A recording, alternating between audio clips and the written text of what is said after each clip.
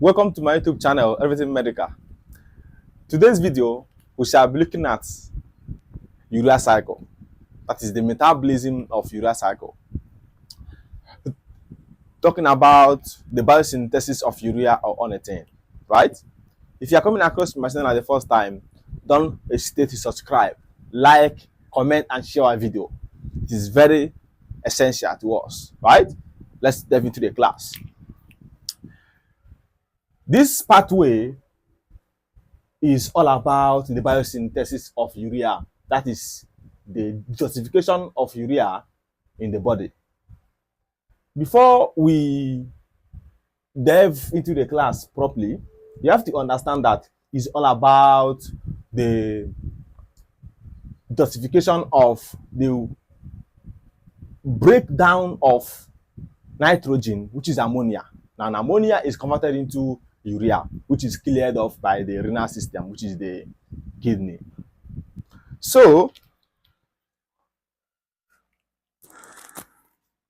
the first thing we shall be looking at is introduction.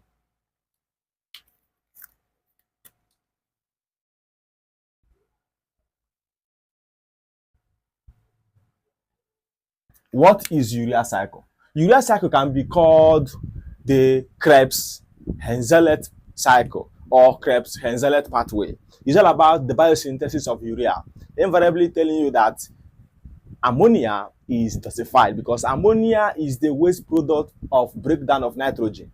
So when ammonia is formed as a result of the breakdown of nitrogen in the body, right? So the ammonia will be detoxified in a cycle called urea cycle because the detoxification of ammonia, the end product is urea, which is being cleared off by the renal system, which is the kidney.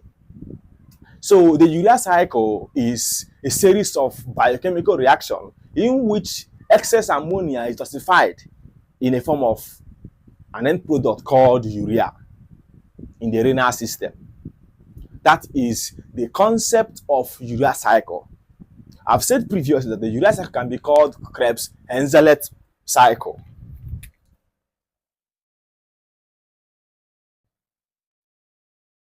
This is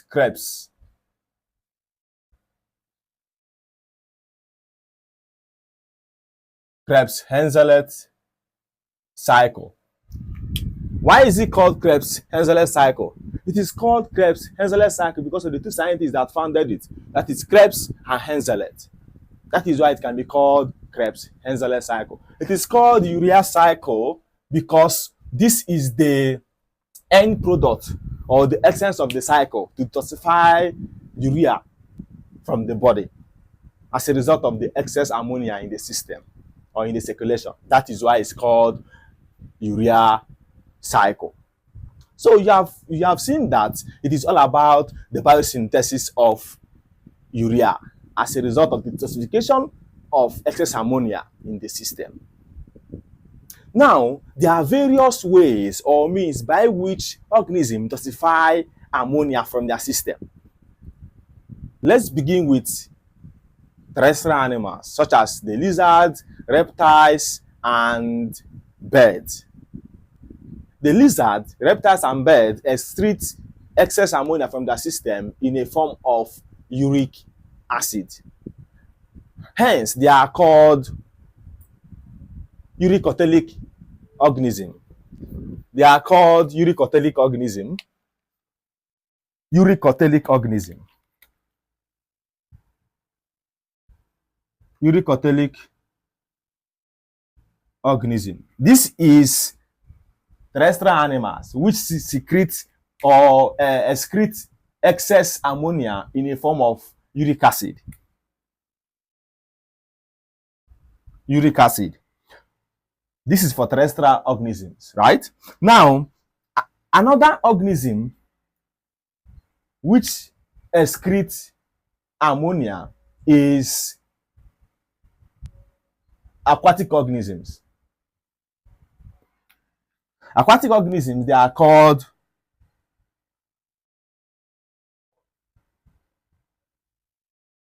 ammonotelic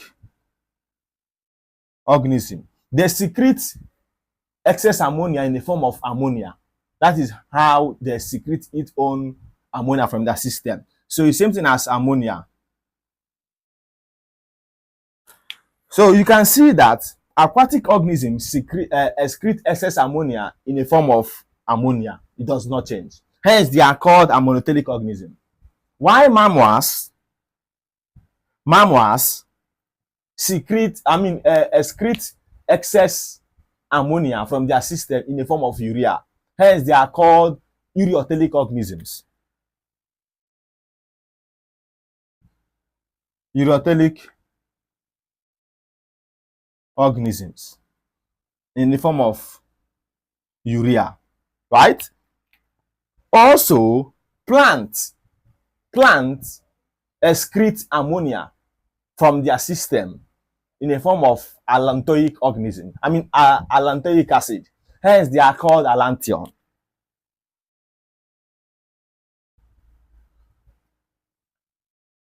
They are called what? Allantion.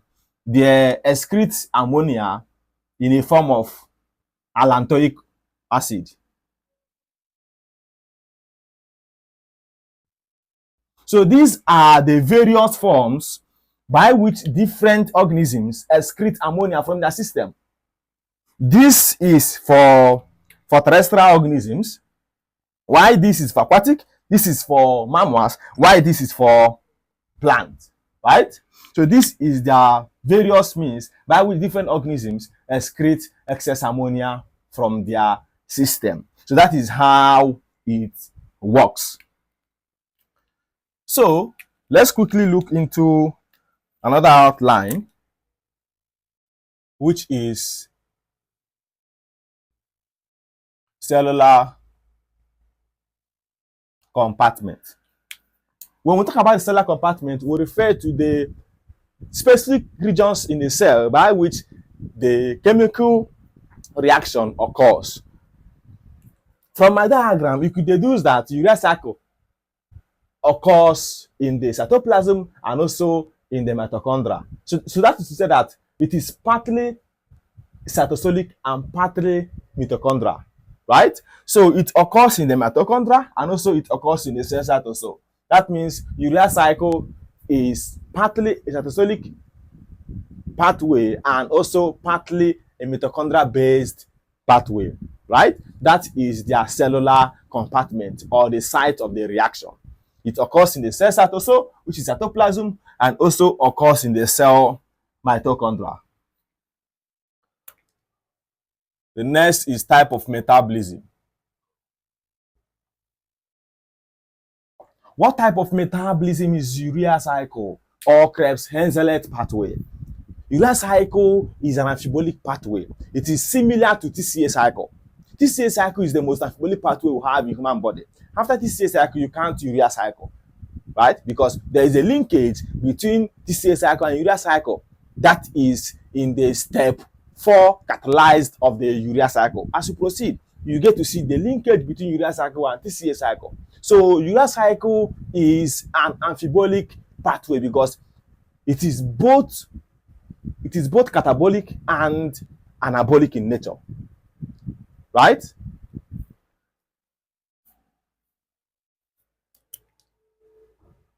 The next is organ of metabolism.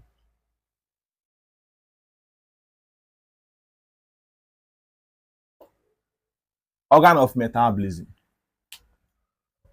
In which organs does urea cycle occur? Urea cycle occurs majorly in the liver. In the liver, it occurs in the liver majorly. That is where it occurs.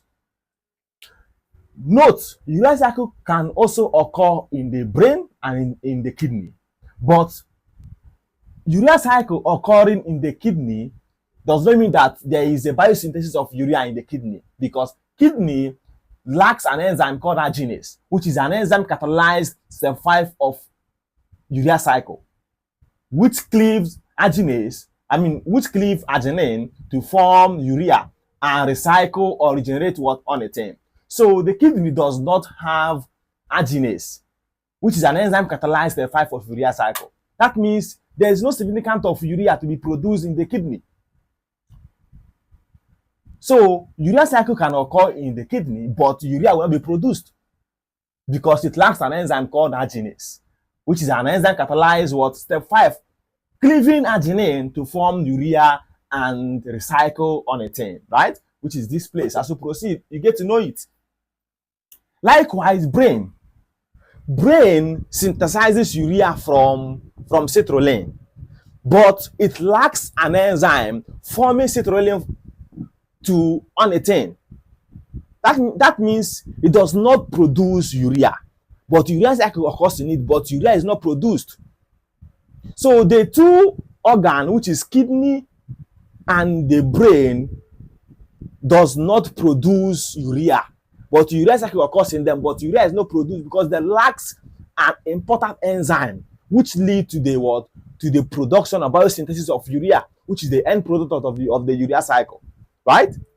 So that is how it occurs. But the liver contains an enzyme called arginase, which is that enzyme that leads to the final end product of urea cycle, which is called the urea. That is why arginase can be called hepatic arginase, because it is mainly found in the liver. That is why liver is the only organ that detoxifies what? Ammonia in the form of urea. Because when ammonia is detoxified in the liver, it will produce urea. Urea will channel to the bloodstream, enter the kidney. Kidney will clear it off. That means excretion will take place, right? That is how it works. So let's look into the next outline.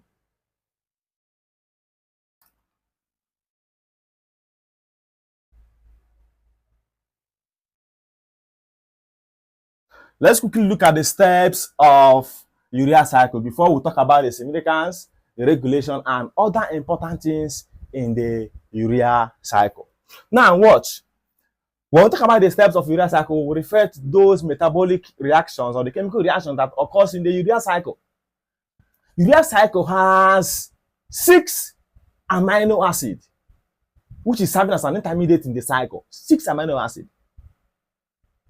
Among that 6 amino acids, 1 is serving as an enzyme activator, which is called N-acetylglutamate or AGA, right?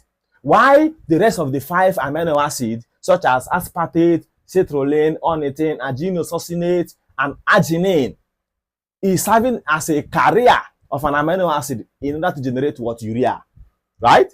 As you proceed, you get to know why the N-acetylglutamate is serving as an activator of an enzyme called carbonyl phosphate synthetase 1, right? Let's proceed.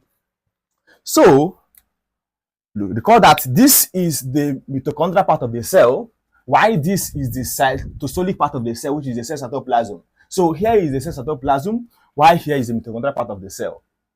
Pay a definite attention, right? So we have ammonia here.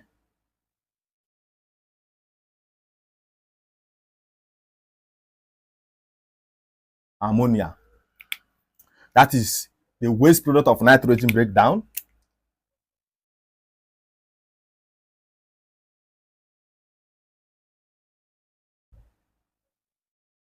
Nitrogen breakdown. That is the waste product of nitrogen breakdown. So we have H2O plus CO2.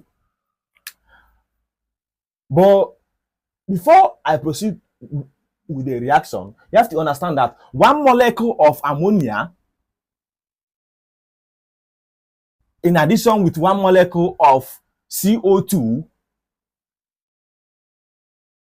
are converted to form 1 molecule of urea cycle of urea in a complete ton or 1 ton of urea cycle, right? So that is to say that when you combine 1 molecule of ammonia plus 1 molecule of CO2, it will give you 1 molecule of urea in 1 ton of urea cycle, right? So ammonia which is the waste product of nitrogen breakdown, condenses with CO2 to form carbamyl phosphate.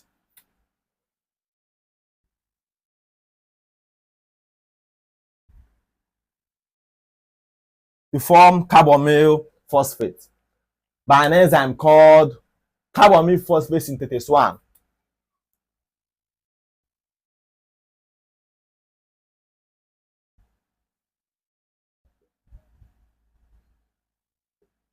Carbamyl phosphate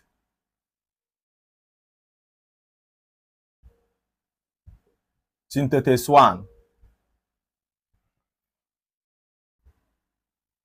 2-ATP is utilized to form 2-ADP plus PI. The enzyme activator here is N-acetylglutamate, which is AGA.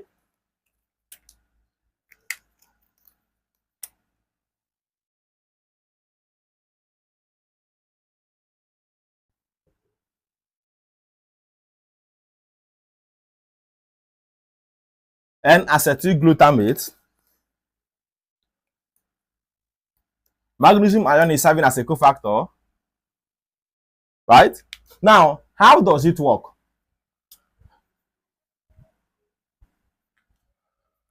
This enzyme called carbamyl phosphate synthetase 1 converts the condensation of ammonia and CO2 to form carbamyl phosphate. So N-acetylglutamate is serving as an activator of carbamyl phosphate synthetase 1. You have to understand that there are differences between CPS1 and CPS2. CPS1 and CPS2. CPS1 is a mitochondria-based enzyme in the liver cell or liver hepatocyte, which is involved in urea biosynthesis. While CPS2 is a cytosolic-based enzyme in the liver cell, which is involved with pyrimidine biosynthesis. That is their difference. So CPS1 occurs in urea cycle in the mitochondria, while CPS2 occurs in the cytosol in pyrimidine biosynthesis or pyrimidine synthesis. That is the difference between CPS1 and CPS2, right? Before I proceed with the reaction, what are the fate of ammonia? Yes, it's very, very important. What are the fate of ammonia? Fate of ammonia.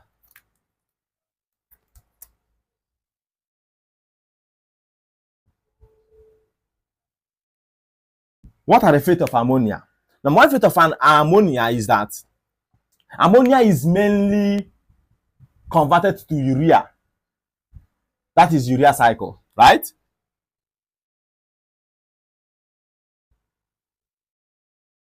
Mainly converted to urea, that is urea cycle. That is what we are treating. Number two fate of ammonia is that it is used for formation of glutamine.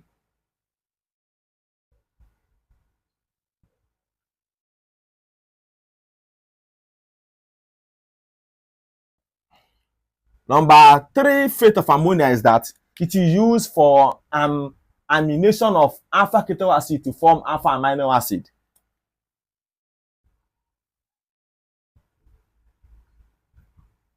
Alpha keto acid to form alpha amino acid. So these are the metabolic fate of ammonia. Is either it enters the urea cycle to form urea, or it is used for formation of glutamine, or it is used for amination of alpha keto acid to form alpha amino acid. So these are the metabolic fate of ammonia, right? So we have generated carbamyl phosphate, right? Recall that 2-ATP is what required in this step to form 2 ADP plus Pi. Pi simply means inorganic phosphate. So step 1 is all about formation of carbamyl phosphate. That is step 1. Step 1 is formation of carbamyl phosphate. Let's write it down here.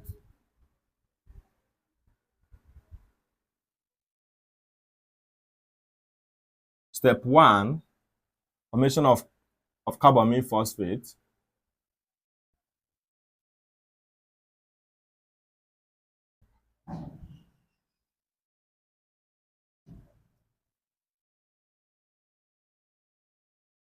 Let's quickly look at step 2.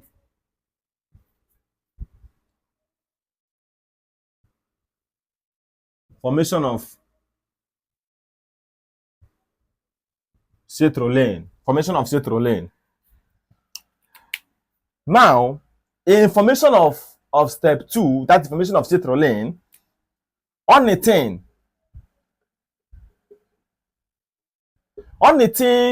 has the same catalytic activity with azoxyl acetate in TCA cycle.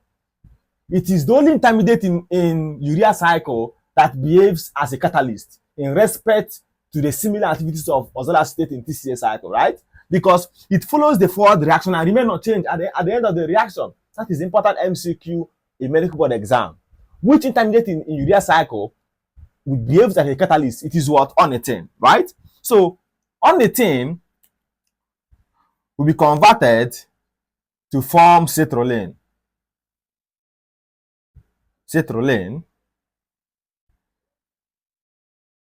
By an enzyme called ornithine transcarbamylase.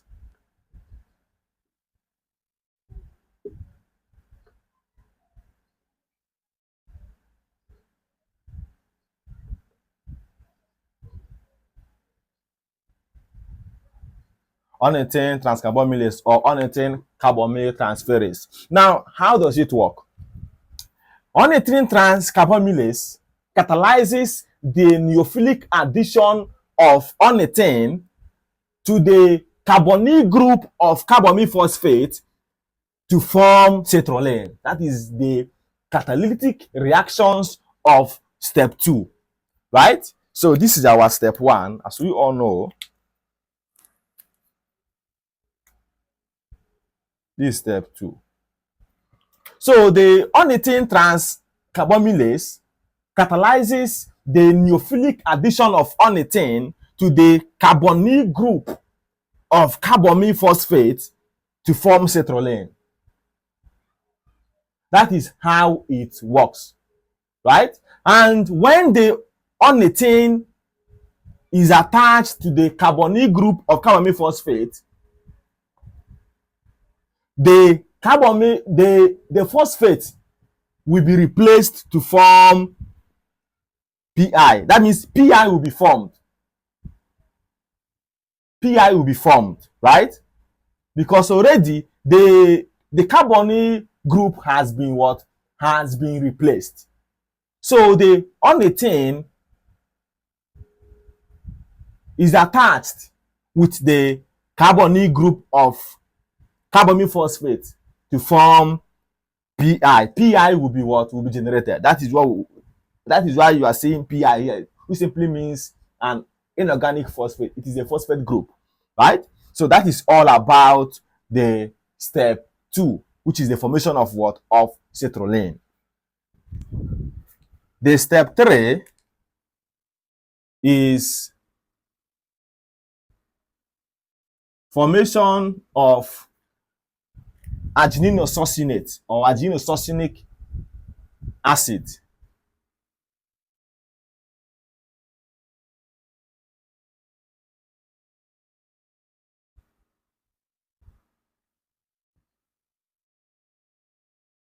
Arginosuccinate or arginosuccinic acid. So,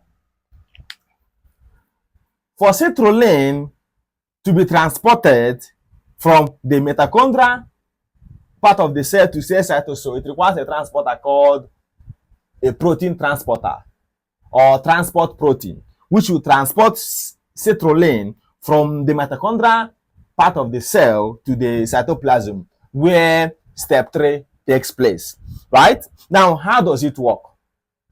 How does it work? The citrulline will be converted to argininosuccinic acid or argininosuccinate intermediate, right? By the condensation of aspartic acid or aspartate.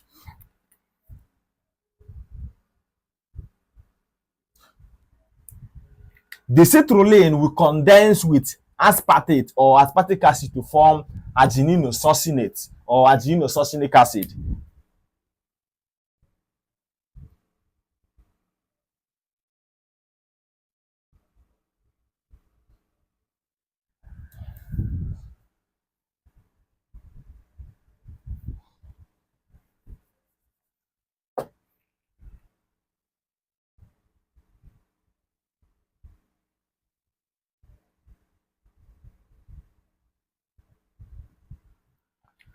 By an enzyme called argininosuccinate synthetase.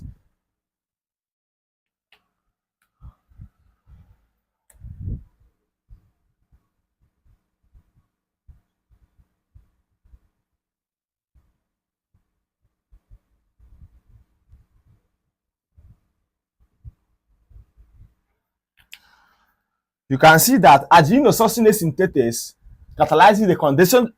It catalyzes the condensation of citrulline and aspartate or aspartic acid to form argininosuccinate or argininosuccinic acid.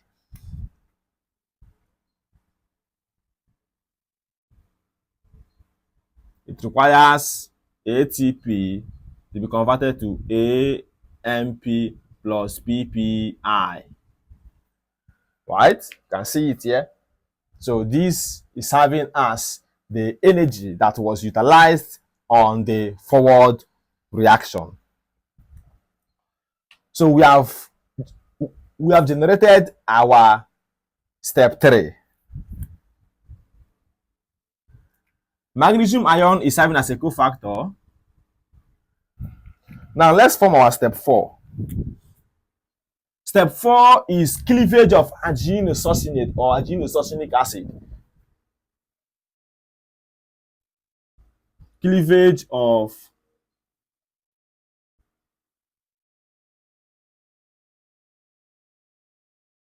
argininosuccinate. Argininosuccinate or argininosuccinic acid will be cleaved by an enzyme called argininosuccinase or argininosuccinate lyase to form arginine and fumarate.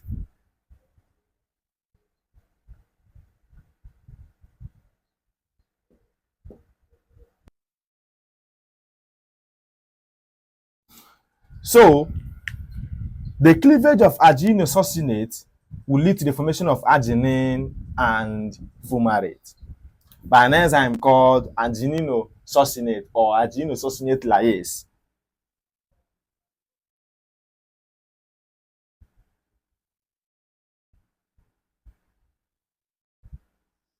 Or argininosuccinate lyase enzyme.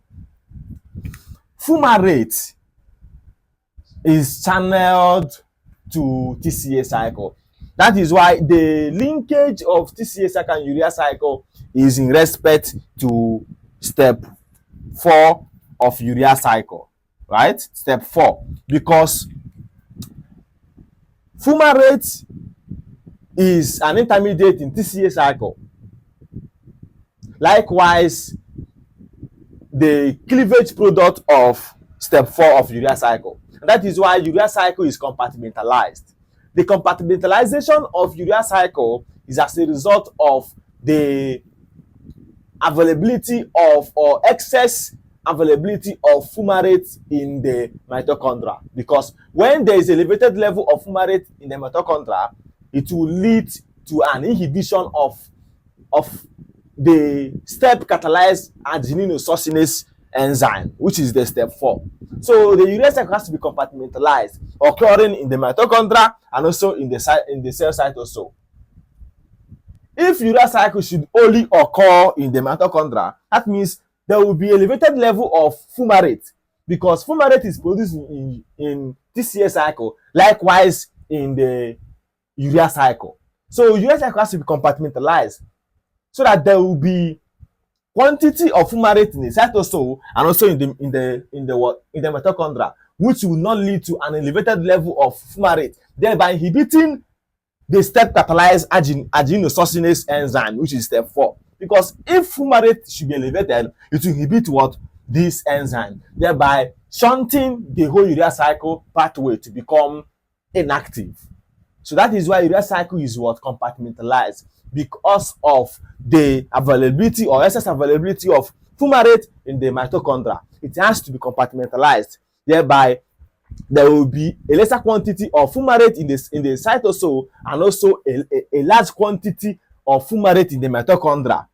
Because the actual reason why there is large quantity of fumarate in the mitochondria, because TCA cycle occurs in the mitochondria, likewise urea cycle, right? So that is why this cycle is compartmentalized, because of the availability of fumarate in the mitochondria, which will lead to inhibition of step catalyzed adenylosuccinase enzyme. That is the step 4. So fumarate will be channeled to TCA cycle, where it will form malate.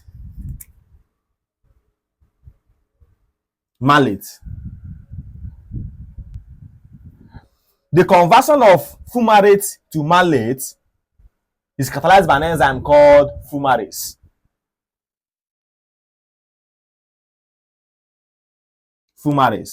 It requires water. H2O is added. Malate will be dehydrogenated to form oxaloacetate.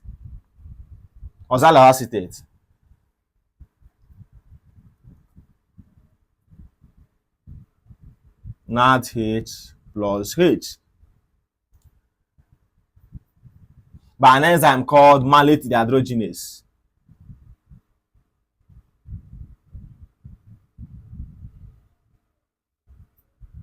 Or MDH, malate dehydrogenase.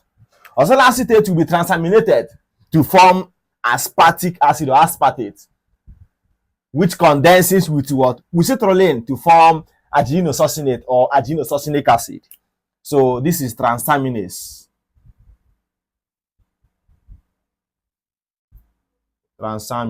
Right?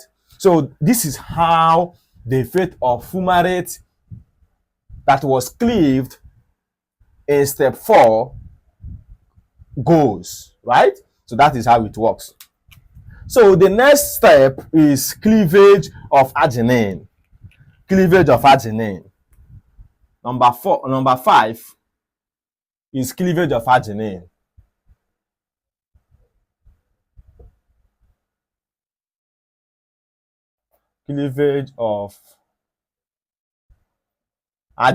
Right? That is for step 5. Now watch. Arginine will be cleaved to form urea and recycle or regenerate ornithine. That was how I said that ornithine is the only intermediate in urea cycle that functions or behave like a catalyst, right? Because it follows the forward reaction and still remain unchanged at the end of the reaction. So the cleavage of arginine by an arginase leads to the formation of urea and generation of ornithine. So this is urea. Now that cleavage of arginine is catalyzed by an enzyme called arginase. Arginase catalyzes the hydrolysis of guanidine group of arginine to form urea and generate or regenerate ornithine. So water is added since it's a hydrolysis reaction, right? Now once urea is generated, urea will be channeled to the bloodstream, going to the kidney. So this is bloodstream. Once it enters the kidney will excrete it it will filter it off from the blood to get excreted. So urea is here. This is the point of its excretion. The kidney will excrete it or clear it off from the blood. You excrete it through the what? The urine, right? So that is how it works. So these are the metabolic reaction that occurs in the urea cycle. Now watch. The whole metabolic process of urea cycle requires 3 molecules of ATP. 2 molecules of ATP here and 1 molecule of ATP. So we have 3 molecules of ATP.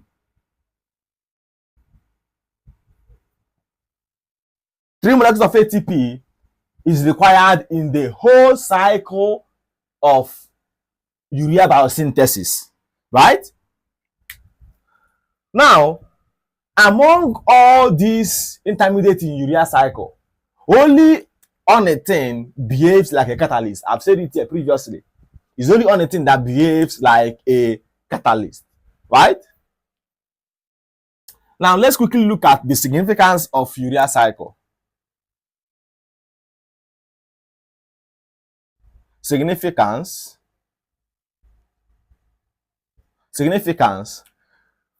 The number one importance of urea cycle is that urea cycle is used for the detoxification of ammonia in the liver cell, which is being cleared off by the renal system. That is number one significance of urea cycle, because it is used for the detoxification of ammonia in the liver cell, which is being cleared off by the urea. Recall that ammonia intoxication leads to a clinical symptom in the system. When there is elevated level of ammonia in the body or in the blood, it leads to a clinical symptom such as vomiting, lethargy, right? It can also lead to slurring of speech, it can also lead to blurring vision or a peculiar flapping tremor. It can also lead to coma or death. That is the signs of ammonia intoxication, right? Or ammonia toxicity. So urea cycle is essential so that ammonia will be converted to urea, so that it will be cleared off in the kidney by a process which is what? Excretion. The number 2 significance of urea cycle is that urea cycle synthesizes an important amphibolic intermediate, which is arginine. Arginine is an important amphibolic intermediate, right?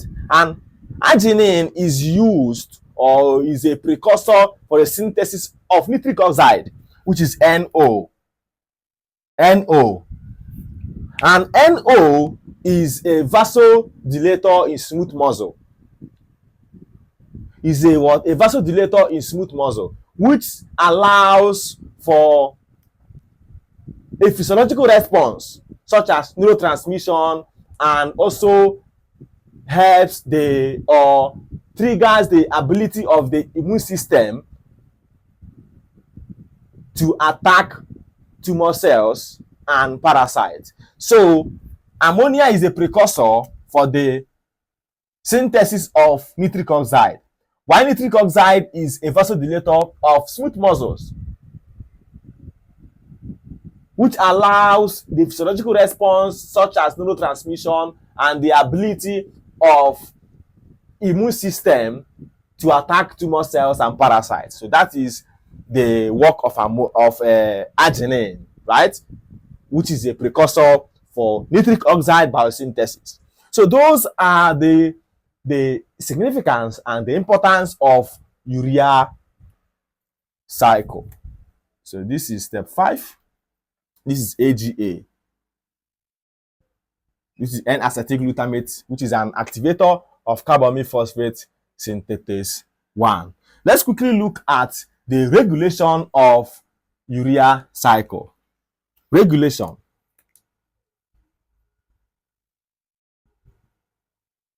The number one regulation of urea cycle is feed forward regulation. Feed forward regulation. Number one, feed forward regulation. In a feed forward regulation, it simply means the availability of the substrate, which is ammonia, determines the quantity of urea to be synthesized in urea cycle. That is what it means. When there is low availability of ammonia in the system, that means there will be low synthesis of urea from the urea cycle. So increase in availability of ammonia determines the quantity or the increase in the synthesis or biosynthesis of urea from the urea cycle. That is what it means by feed forward regulation. Number two is allosteric activation of carbamide phosphate synthetase 1 by N-acetylglutamate. We have said previously that N-acetylglutamate is an activator of carbamide phosphate synthetase 1, right? That is how it works. That is the regulation of urea cycle, allosteric activation. Allosteric activation. Number three is induction and repression of the genes or the genes encoding the enzymes of urea cycle. Induction and repression of the genes encoding the enzymes of urea cycle. Induction and repression of the genes encoding the enzymes of urea cycle. So that is how the regulation of urea cycle works. The next we shall be looking to is the applied biochemistry, that is the metabolic inborn errors that is associated with urea cycle. Metabolic inborn error.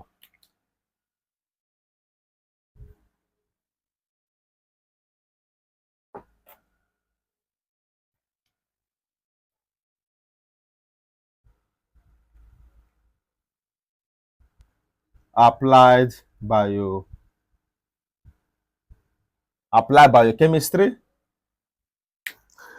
The applied biochemistry is talking about those metabolic inborn errors that is associated with the urea cycle.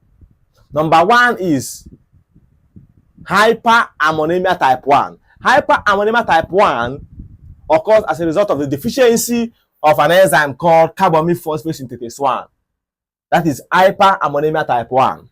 Now, the number two is hyperammonemia type 2, which occurs as a result of the deficiency of an enzyme called ornithine transcarbamylase or ornithine carbamate transferase. Number three is citrullinemia, that is elevated level of citrulline in the blood, which occurs as a deficiency of an enzyme called argininosuccinate synthetase.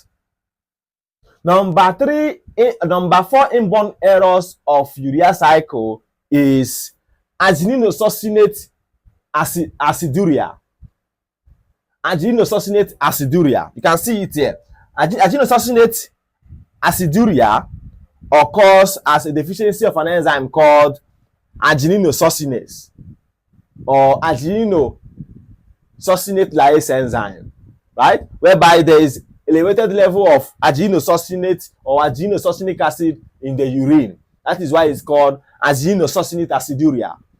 The number five metabolic inborn errors of urea cycle is hyperargininemia. Hyperargininemia occurs as a result of the deficiency of arginase. Because when there is a deficiency of arginase, there will be what elevated level of arginine in the blood, which is termed clinically as hyperargininemia. So those are the clinical or the metabolic inborn errors that is associated with the deficiencies of the enzymes of urea cycle. So that is how it works. I believe we have done justice to the metabolism of urea cycle, that is the biosynthesis of urea and ornithine in the body, from the introduction to the applied biochemistry. talking about its metabolic inborn errors or the inherited disorders that are associated with the urea cycle. Right? Thank you so much for staying to the end of the class. I really appreciate it.